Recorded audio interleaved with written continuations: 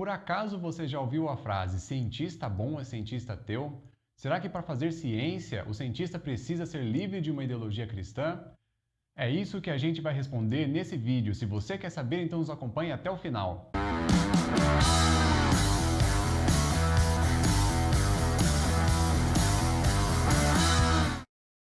Fala meu querido, minha querida, meu nome é Denis Bernardi, seja muito bem-vindo ao canal Sabedoria Cristã. E aqui a gente discute fatos atuais à luz da Bíblia.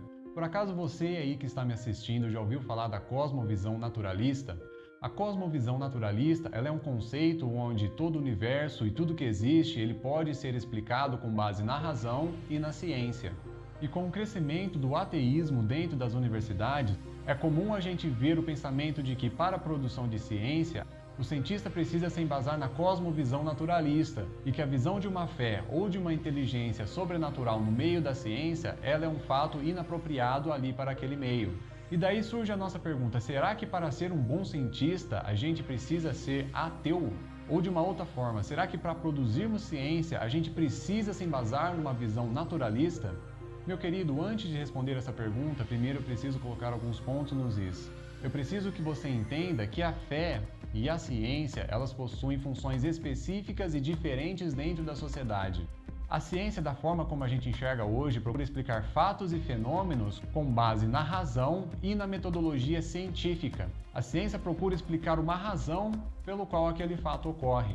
Agora, a fé ou a religião, ela procura explicar esse mesmo fato com uma ótica moral. Por exemplo, ela procura dar um sentido ou um propósito para aquele fato. Se eu por acaso colocar uma caneca cheia de água no fogo e perguntar para um cientista por que aquela água está fervendo, ele vai me dizer assim, olha, essa água está fervendo porque existe um processo físico de transferência de calor, essa água está absorvendo calor e está passando da sua forma líquida para a sua forma gasosa. Agora, se eu fizer assim uma pergunta numa ótica da fé, a pessoa vai me responder assim, essa água está fervendo porque eu quero fazer um café. Entenderam o que eu quero dizer? A ciência, ela busca a explicação das coisas com base numa metodologia, com base numa razão. Agora, a fé, ela busca explicar as coisas com base num propósito. E elas não são auto-excludentes. Ao contrário, a gente precisa das duas coisas dentro da sociedade para que a gente tenha uma visão completa do todo. Então, novamente, a ciência, ela pode nos dar uma explicação por que um fato ocorre. Agora, a fé e a religião, ela vem para nos dizer se algo é bom, ruim, moral ou ético. E agora eu preciso desconstruir um pensamento muito comum daqueles que enxergam de fora a fé cristã. A fé cristã não é uma fé irracional. A nossa fé, sim, se embasa em diversos fatos concretos a respeito da pessoa de Cristo. Por exemplo, você sabia que a vida de Cristo na Terra e a sua crucificação são fatos muito bem documentados ao longo da história? Aquele soldado responsável pela crucificação, ele tinha que garantir que aquela pessoa morreu, senão ele pagaria com a própria vida. Agora você imagina que a crucificação era um fato muito bem organizado para que aquele soldado tenha a garantia que aquela pessoa morreu. Você entende agora por que aquele soldado foi e espetou uma lança ao lado de Cristo? E não apenas isso, a gente tem diversos fatos muito reais e concretos que Cristo ressuscitou ao terceiro dia.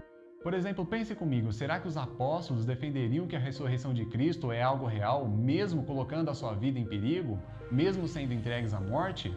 Ora, meu querido, com certeza aquilo não poderia ser uma mentira. E eu ainda digo mais, você parou para pensar que a igreja cristã, como a gente conhece hoje, ela surgiu num ambiente de intensa perseguição romana, onde aqueles declarados cristãos também eram entregues à morte e também, e muitas vezes até a torturas? Estes são apenas alguns fatos reais que embasam a nossa fé no cristianismo. Sem falar nas diversas profecias deixadas ao longo do Velho Testamento, que todas elas se cumpriram na pessoa de Cristo. Mas agora voltando para o assunto de ciência, a ciência como a gente conhece hoje, ela surgiu no meio de uma Europa cristianizada. Os cientistas da época viam na ciência como uma oportunidade de glorificar a Deus e entender o propósito e os entremeios da criação. Eu agora posso citar aqui para você diversos nomes que tiveram grande influência na ciência e todos eles eram homens cristãos. Por exemplo, Francis Bacon, Galileu Galilei, Blaise Pascal, Robert Boyle, Isaac Newton e Johannes Kepler.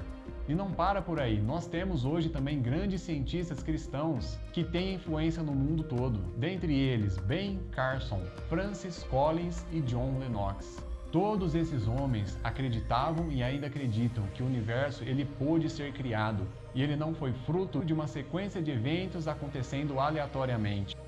E digo mais, você sabia que 65% dos prêmios Nobel foram entregues a cristãos? Na verdade, essa visão naturalista da ciência ela é uma visão moderninha da coisa. Eu mesmo, por exemplo, tive a minha graduação em Engenharia Física e hoje estou fazendo meu doutorado em Astrofísica. E eu não tenho problema nenhum em aceitar que toda a complexidade da vida foi gerada por uma mente inteligente. Então, meu querido, o que eu posso concluir para você nesse vídeo é: a fé e a ciência são duas coisas que não se excluem.